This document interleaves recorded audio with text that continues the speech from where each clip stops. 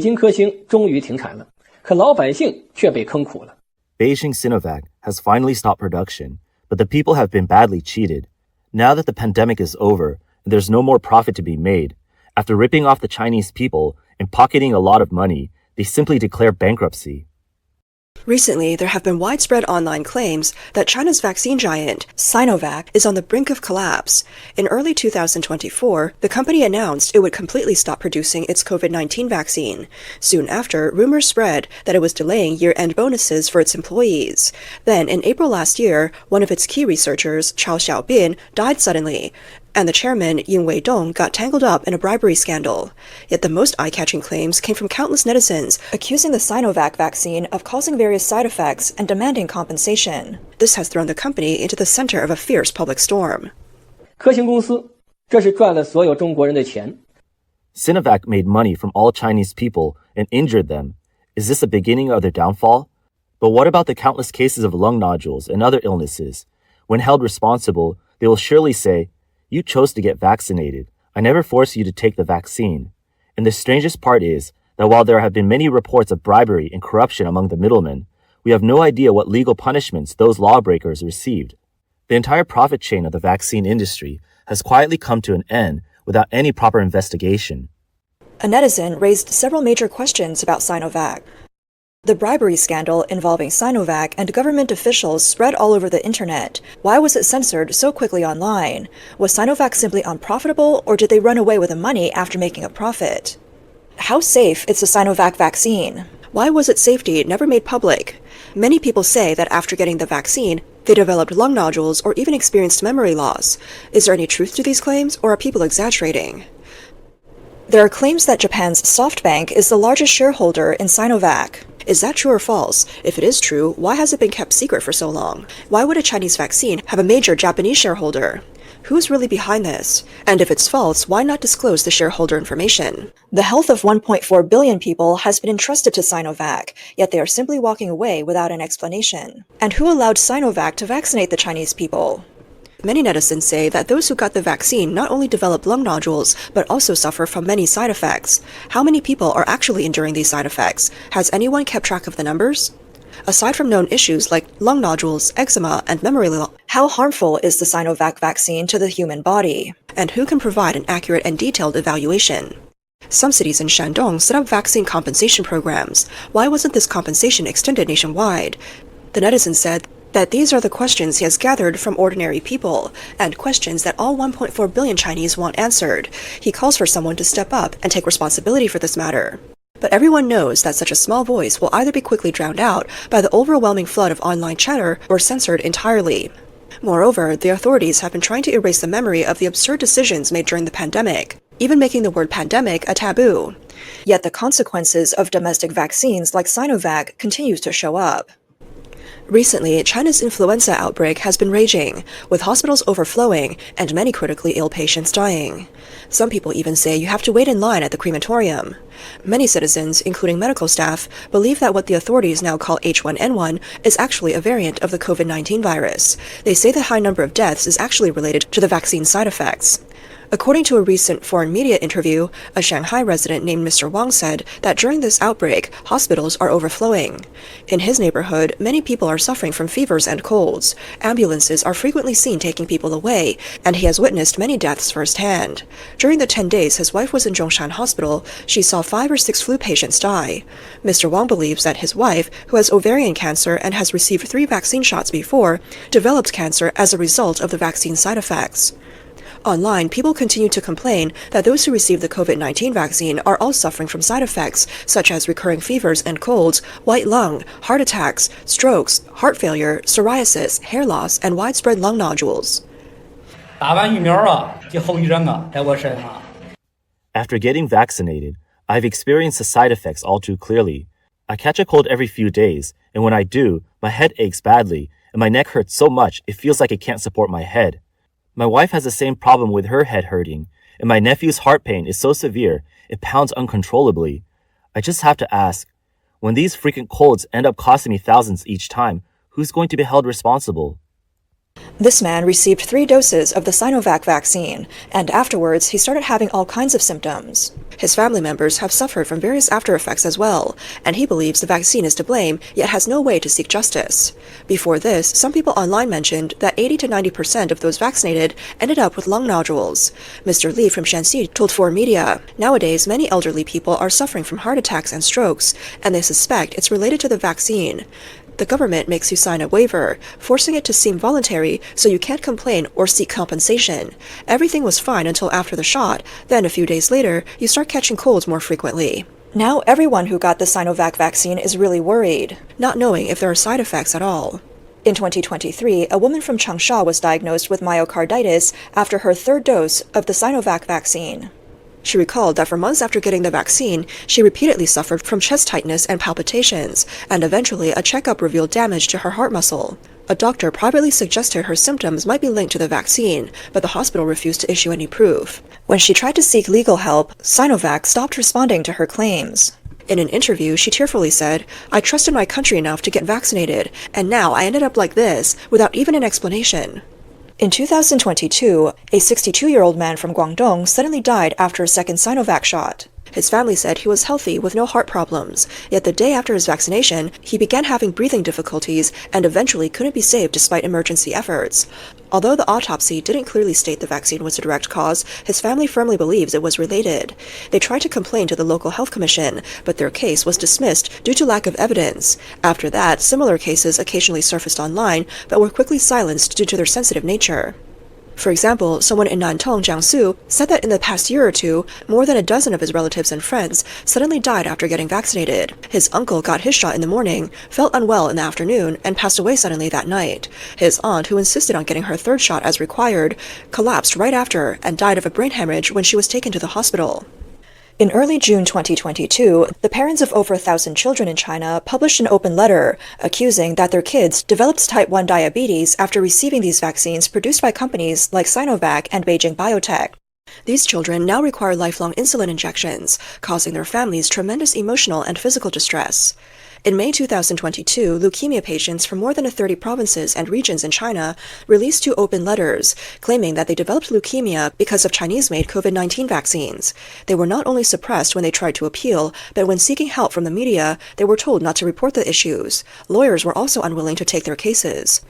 The vaccines under fire were mainly from Sinovac, but also from Beijing Biotech, Wuhan Biotech, Zhifei Biotech, and Changchun Biotech. There were also reports that in 2022, a study in Hong Kong found that among 1,300 deaths linked to vaccination, 87% had received the Sinovac vaccine. Internationally, doubts about the Sinovac vaccine are growing. In 2022, the World Health Organization admitted that vaccines have limitations against virus variants and urged countries to improve monitoring for side effects. Still, the Chinese government has always maintained that the Sinovac vaccine is safe and effective, and has refused to release detailed information about its side effects. During the COVID-19 pandemic, Sinovac rose to fame as a leading company in fighting the virus. It was even called the Vaccine King. The vaccine has been given to over 60% of the Chinese population, about 800 million people, and has played an important role in China's vaccine diplomacy. More than 50 countries and regions have imported the Sinovac vaccine. In 2021, Sinovac earned revenues of over $19 billion and a net profit of $14.5 billion, and its market value once exceeded 200 billion yuan. Sinovac was founded in 2009 as a wholly owned subsidiary of Kexing Holdings Hong Kong Limited. Before COVID-19, Sinovac had already built a reputation and technical base by producing vaccines for H1N1 flu and polio. When COVID-19 spread around the world in early 2020, China quickly mobilized to fight the virus. Sinovac seized the historic opportunity by working with the Chinese Center for Disease Control and quickly started developing the COVID-19 vaccine. In June 2020, the Sinovac vaccine entered its first clinical trial, becoming one of the very first COVID-19 vaccines tested in people. Then, on February 5, 2021, the China National Medical Products Administration granted conditional approval for its vaccine under the brand name Calif. And Sinovac quickly became the star in China's fight against the virus. Although its inactivated vaccine technology is traditional, its manufacturing process is mature, and its storage requirements are mild, only needed to be kept refrigerated at 2 to 8 degrees Celsius. This makes it more suitable for mass vaccination in developing countries compared to Pfizer's and Moderna's mRNA vaccines, which need to be frozen at -70 degrees Celsius. For example, in early 2021, the Indonesian government purchased 125 million doses of the Sinovac vaccine, making it a main force in the country's fight against the virus. Local media reported that within 6 months, the vaccine had reached over 60% of the population. Despite Sinovac's early success, its bright star concealed many problems. First, its technological limitations became more obvious. The Caliph vaccine works by using an inactivated virus to trigger an immune response. However, this method is much less effective against variants like Delta and Omicron. In July 2021, a study from the University of Sao Paulo in Brazil showed that the vaccine's protection against the Delta variant was only about 50%, and it was even less effective at preventing mild or asymptomatic infections. In October 2021, the government of Sao Paulo suspended the use of Sinovac after some people contracted the Delta variant following vaccination, leading the public to question its effectiveness. As a result, Sinovac's competitive edge in the market began to decline.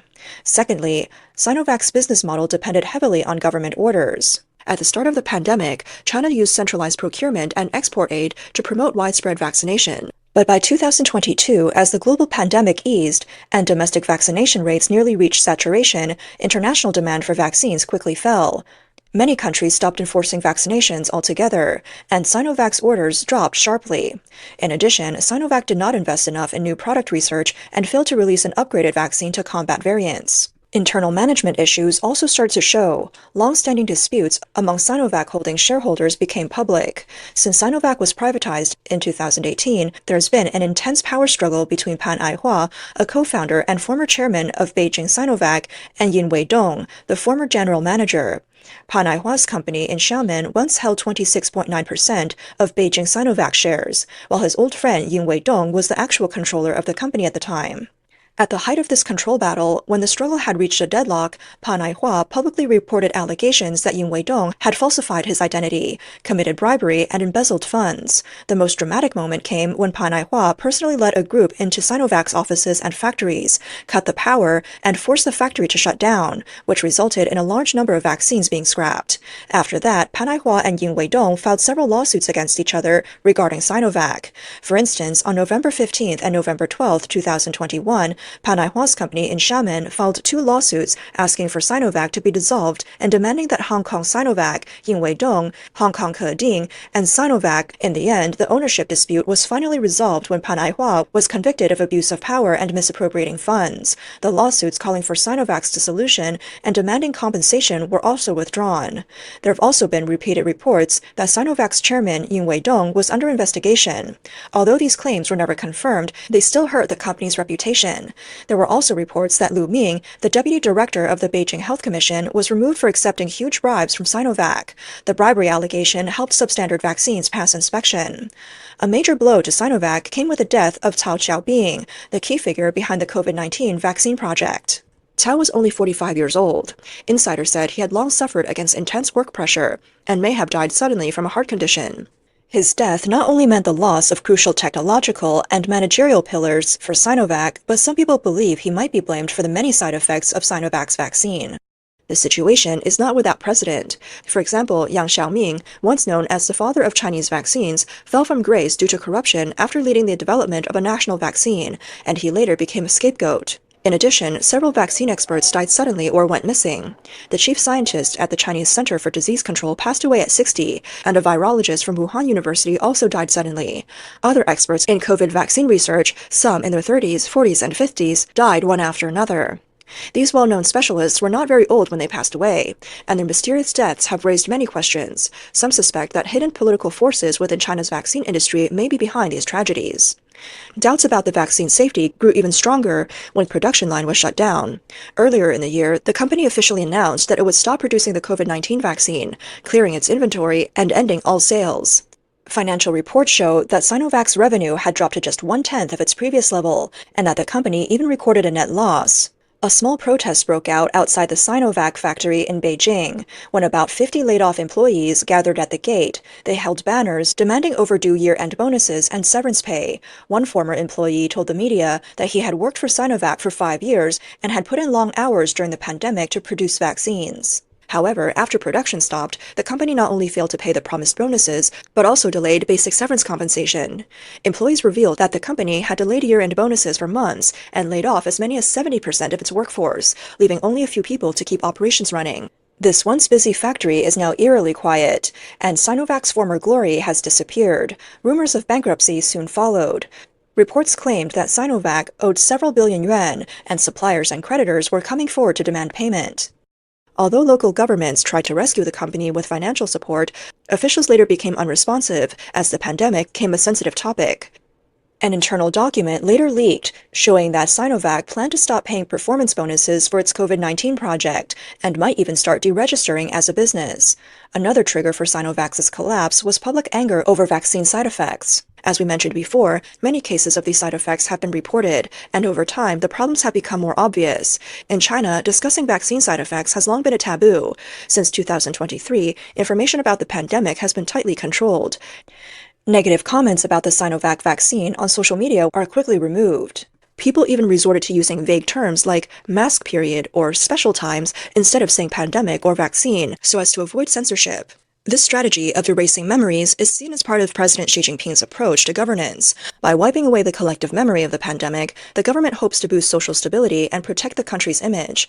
However, the ongoing appearance of vaccine side effects has disrupted this plan, making Sinovac a hot topic that no one can ignore. Some analysts believe that the government may have intentionally pushed for the cancellation of Sinovac. Once the company is dissolved, legal responsibilities linked to the vaccine will disappear, leaving victims with no one to hold accountable. One insider said they don't want Sinovac to become the focus of public criticism. Letting it go bankrupt might be the easiest solution. From its peak as a leader in COVID vaccine research and production to now teetering on the brink of collapse, the fate of Sinovac is not just the fall of a business empire. It also reveals the deep social, political, and public health crises that China faces in the post-pandemic era. For those of us suffering in silence from the vaccine side effects, the disappearance of Sinovac means that there will be no one left to seek redress. Meanwhile, the true masterminds and many unanswered questions remain hidden in official silence. But as the international community demands accountability for the spread of the pandemic, the truth will eventually come to light.